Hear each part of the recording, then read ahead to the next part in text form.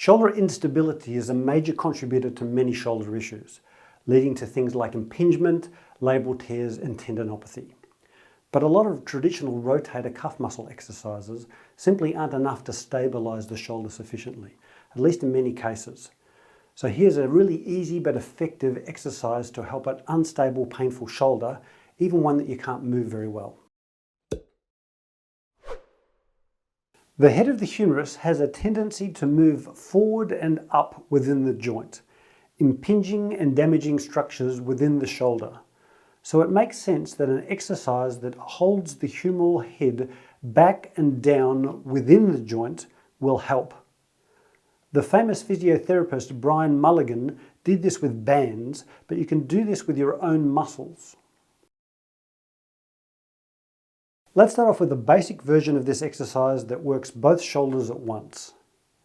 Lie face up with elbows on the ground, forearms vertical, and a bit of cloth or rope between your hands. Set up by pushing your elbows back and out at about 30 degrees, using light to medium pressure, and pulling your hands apart gently. Keep these two forces active for the whole exercise. Now pull both of your shoulders back and down and hold that for 5 seconds. Then keep pulling your elbows back and your hands apart, but allow your shoulders to relax forward. And then pull them back and down again and repeat that about a dozen times or so until light fatigue once a day. You want to feel the muscles working here at the back of the shoulder. You may feel the muscles that posteriorly tilt the scapula working too, which is a nice bonus, but your aim is to work the muscles that pull the head of the humerus back and down within the shoulder joint. You might notice a slight clunk in your shoulder as the humerus moves back in the shoulder joint, but that's common with unstable shoulders and should improve with time. Pulling your elbows back and out at 30 degrees gets you working along the line of the shoulder joint, perpendicular to what's called the scapular plane.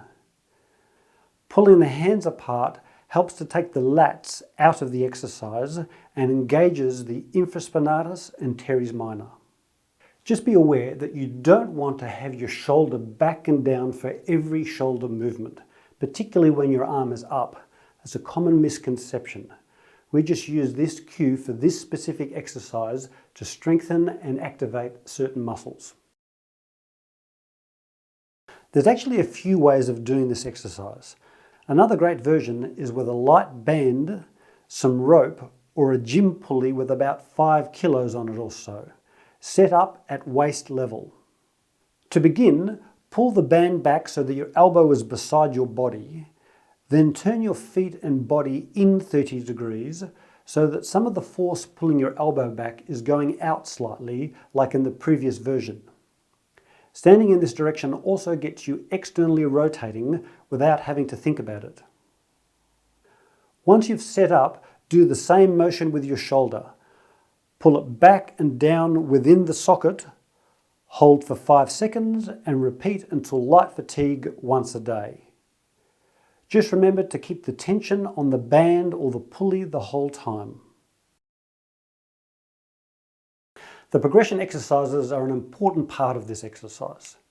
You need to learn to hold your humeral head in place while moving your arm. So you can add a set of these progressions a week or so after doing the initial exercises.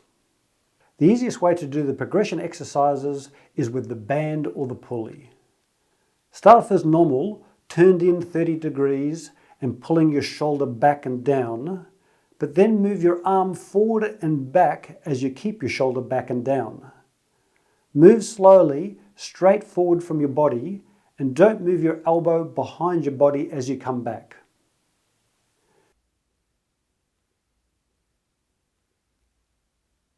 Then try the same, but this time with the band or pulley on a 45-degree angle from above.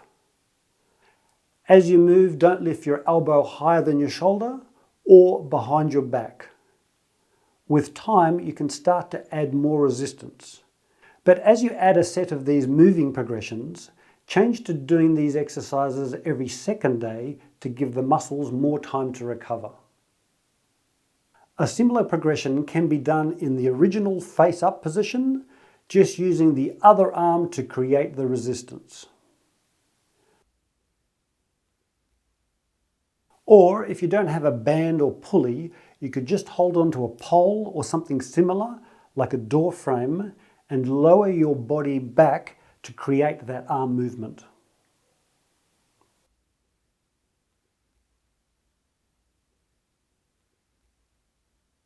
Now, tightness in the back of the shoulder capsule is another reason the head of the humerus may sit too far forward within the joint. So I'll leave a link to a video on how to improve that in the description box below.